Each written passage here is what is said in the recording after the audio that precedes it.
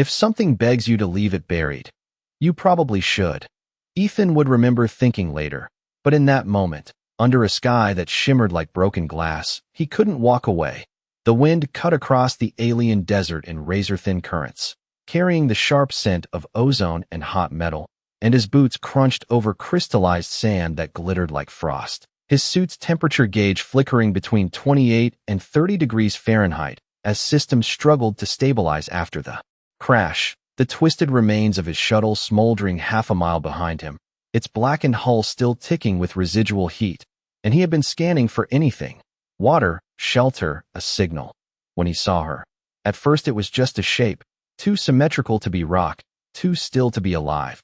But then the light shifted, and he realized she was buried up to her neck. Her skin a muted blue that caught the dim starlight and refracted it like glass. Her eyes open, unblinking, watching him as if she had been waiting. Ethan froze, every survival instinct screaming that this was wrong, that nothing on this planet should look like that, feel like that. But then her lips moved, cracked and dry, and the translator in his collar hesitated before rendering the words in a soft, distorted whisper. "You should have let me die." And something in the way she said it, not fear, not anger, but certainty, made his chest tighten. He glanced at the horizon, where jagged silhouettes of alien structures loomed like broken teeth, then back at her. And for a moment he considered turning around, going back to the wreckage, pretending he hadn't seen anything, because he had no idea what she was, or who had put her here, or why, and none of those answers sounded like they would end well for him. But then the wind shifted and blew a thin layer of sand across her face, and she didn't even flinch. Ethan exhaled slowly, dropping his pack to the ground with a dull thud. "Yeah," he muttered, more to himself than to her. "Not happening." And he knelt, fingers digging into the packed sand around her shoulders. The grains fused together like glass, resisting him with every inch, his gloves scraping, servos in his suit whining softly as he applied more force. And that's when he felt it. The heat, sudden and sharp, like touching a live wire. He jerked his hand back instinctively, staring at the faint glow left behind on his glove. The material slightly warped where it had made contact with her skin, and for the first time, real doubt crept in. She watched him closely now, those strange eyes reflecting the distant stars, and when he hesitated, she spoke again, quieter this time. "You don't understand what I am." And Ethan let out a short, breathless laugh, shaking his head as he pushed his hands back into the sand. "Despite the sting, lady," he said, voice steady even as his pulse hammered in his ears, "I don't need to understand to make a choice."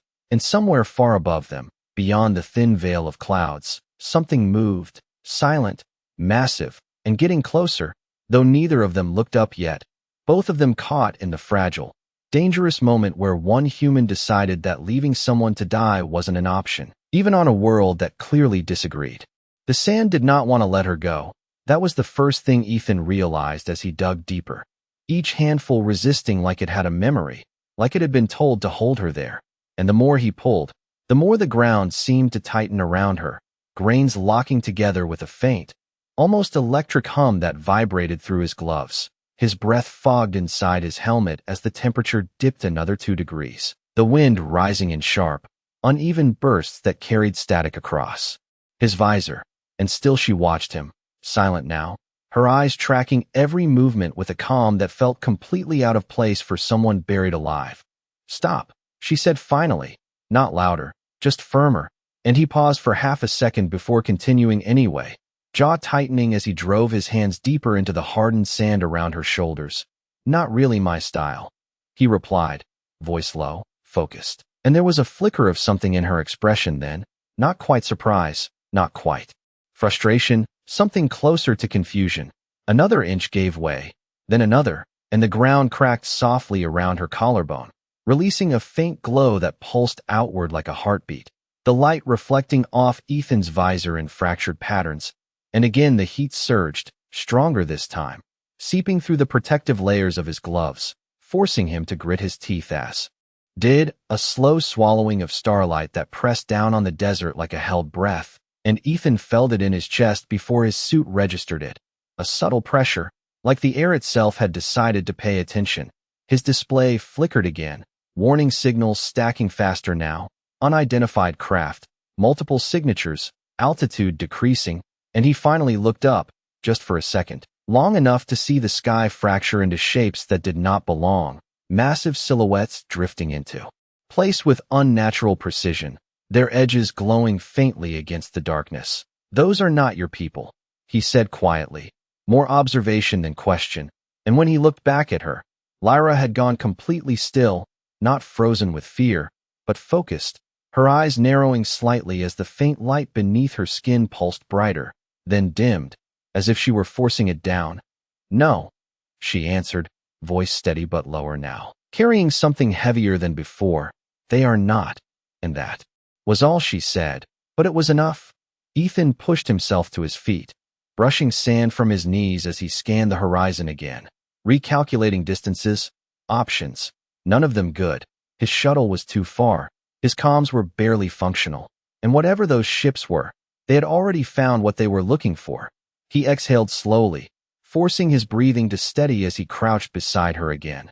"Can you move?" he asked, and for the first time, there was a pause before she answered. A fraction of a second where something uncertain crossed her expression.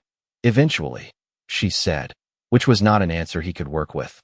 "I was hoping for sooner," he muttered, already reaching down to clear more sand from around her torso, working faster now, ignoring the heat that flared each time his hands brushed against her skin, the sensation sharp and immediate, like holding onto something that did not want to be held. Above them, the low resonance grew stronger, no longer distant.